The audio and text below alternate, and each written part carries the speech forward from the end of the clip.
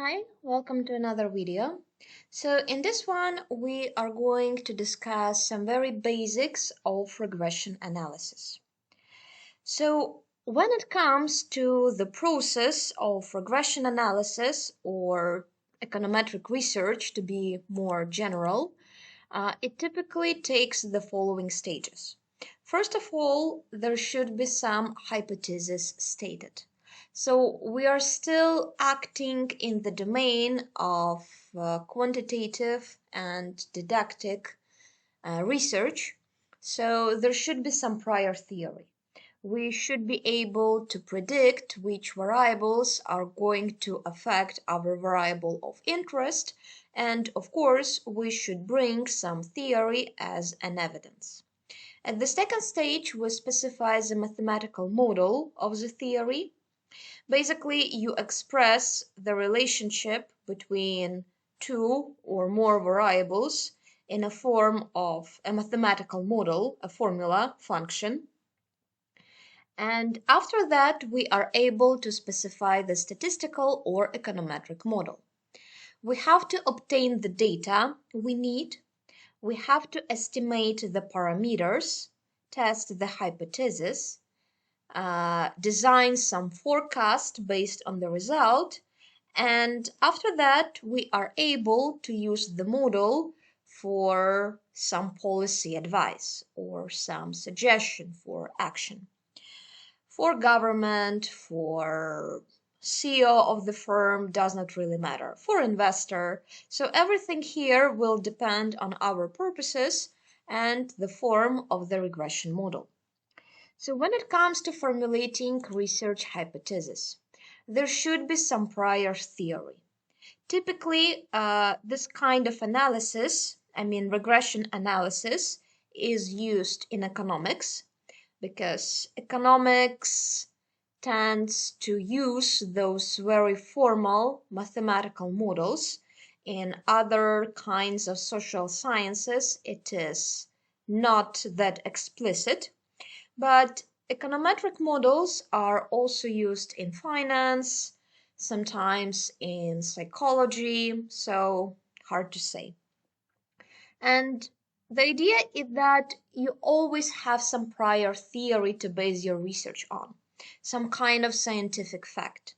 So we know that when inflation goes up, unemployment decreases.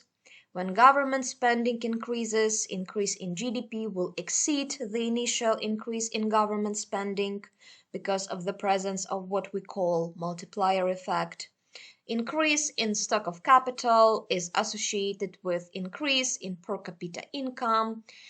Increase in the level of risk is associated with increase in the level of expected return, if you go for financial theory, and so on and so forth. So, yep, this is the idea. There is some theory behind it. Okay.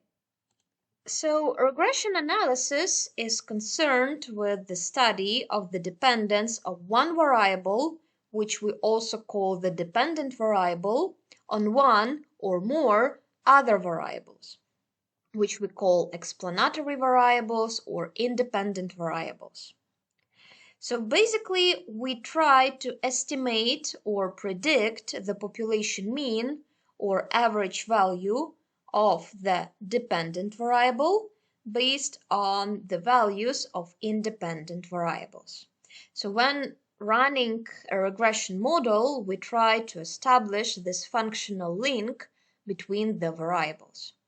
So for instance, we know that when inflation increases, unemployment decreases, and we design a regression model in order to verify this fact, first of all, and second, to learn by how much exactly unemployment will decrease after increase in inflation by 1 percentage point. So there is some difference between statistical and deterministic relationship. And when it comes to regression analysis, we deal rather with deterministic relationships. So statistical relationships deal with stochastic or randomly distributed variables. So you know, for instance, that crop yield depends on rainfall, temperature, how much fertilizers you use, but this phenomenon overall is too complex to predict. So you know there is some causal link, but hard to say precisely. And deterministic relationships can be defined by some very rigorous laws, like Newton's law of gravity. Again, when it comes to economics, many theories are based on some very rigorous mathematical models. That's why when it comes to econometric research, it is mostly used in the area of economics, in finance to some extent, to a large extent, and only to minor extent in psychology, sociology, and so on. And when it comes to causal relationships, you have to be very, very careful. So when we design a regression model, we indeed assume the causal relationship. So we assume that independent variables affect the dependent variable. However, the regression analysis does not imply causal relationship inevitably. So even though your results are designed in line with this assumption, it's your task to verify whether this causal relationship indeed exists. Also, keeping this in mind, you have to be extremely careful with interpretation. Okay, so that was it when it comes to introduction to the topic. Thank you so much and see you in the next video.